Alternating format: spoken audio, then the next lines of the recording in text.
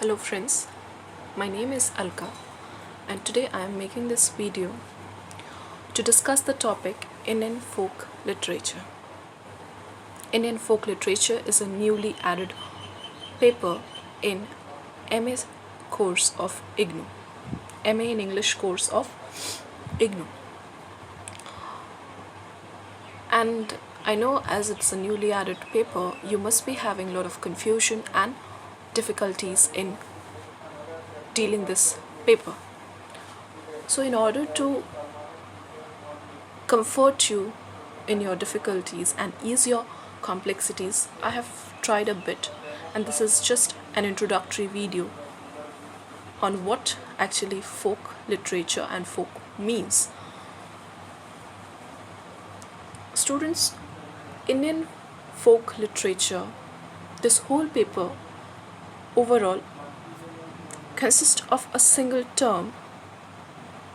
There will be a single term that you will be encountering again and again, and that term will be folk. So, as it's a very important term, it becomes very important for me to discuss this very term folk. Students, folk in general refers to people. And if I would like to elaborate it further a bit.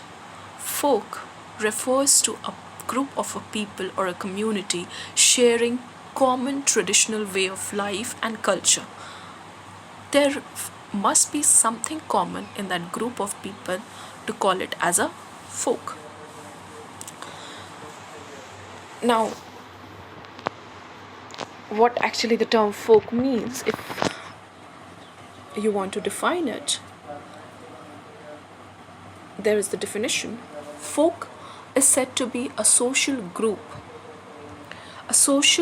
connected through a common traditions and a particular feeling of communication. Folk is said to be a social group. It's a social group which must be connected through a common tradition, a common way of life, or something which must be common among them. Maybe it's feeling of or a communication way style. Folk need not be only rural or elite, but in America or in American literature, folk usually is said to be primarily associated with peasantry, rural people.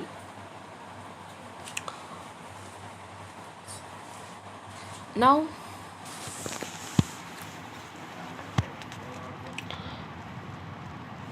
it is believed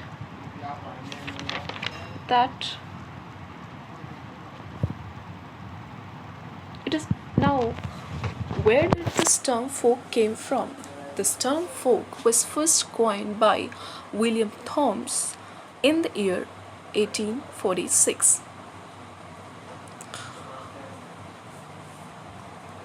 Now, moving on to the main topic, that is folk literature, it's important for us to define folk literature. Folk literature includes all the myths, legends, epics, fables, and folk tales passed down by words of mouth through the generations. It can be a myth, that's any story, any historical event, any historical story which may be or may not be true. It can be legends, that is stories about heroic figure, heroic characters. It can be epics, long stories which might have happened in the history. It can be fables, it can be tales, anything which has been passed down from generation to generation, through word of mouth. Means it's not important that folk lore or folk literature should only be written. It is something which has been passed down through generation verbally, following the oral tradition of literature. Now, folklore and folk literature is a common term. Folklore is a collection of fictional stories. Folklore is a collection of fictional stories about animals and people, of cultural myths, jokes, songs, tales, and even quotes.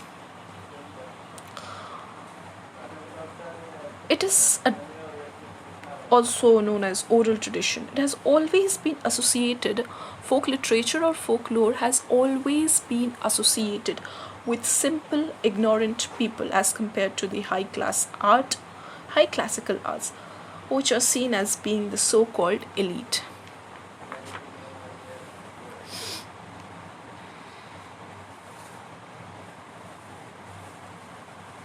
Folklore is considered as a primary form of folklore is considered as a primary form of entertainment. During earlier time, when there was no television, no mobile phones, no source of entertainment, people used to pass their time through storytelling. Storytelling is actually the core principle of folk literature, and it is through storytelling that there are some stories such as Ramayana and Mahabharata that came from history to this we know today also, because it is something which has been told by the people of that time to the people of that time by their parents, and then they transferred it to their children, and in this way it came all the way round down to this generation. And hence, as it was a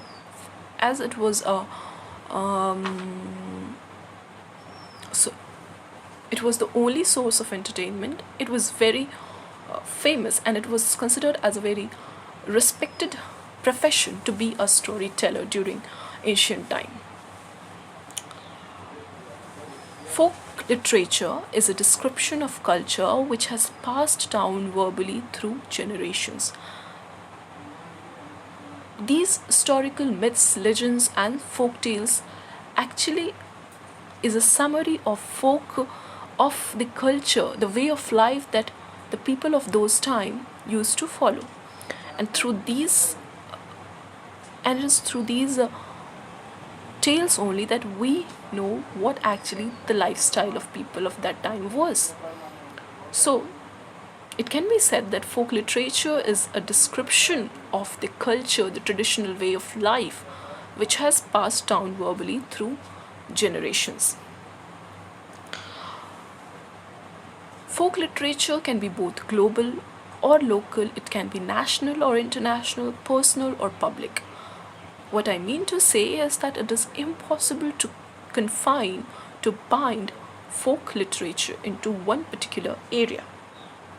Folk culture is not something that should be confined within the specific boundary. It should not be confined within the specific boundary. Folk literature can be either global or local, national or international, personal or public. Now, as it is something which has passed through generation only following the oral tradition, the authors of these literary works are usually unknown or unidentifiable. Now, with the discovery of writing and printing press, these folk stories were further written, and then it is from where folklore became folk literature. But the original author of a particular folk work is unknown, and it is usually unidentifiable. Folk literature includes all forms of narratives, be it written or oral. It is something that came to be handed down through the years. It includes all forms of narratives, written or oral, and that have came to be handed down through the years. So this is a very short video and just an introduction. I have just tried to give you a brief introduction of what actually folk literature is, what actually folk is, and I hope you like this video. I will be adding more videos in this series. In the next video, we'll be discussing modern folk literature and something about Grimm brothers and what folk literature means in America, and then we will come to the main topic, that is Indian folk literature, the growth of folk literature in India. Thank you very much. Have a good day.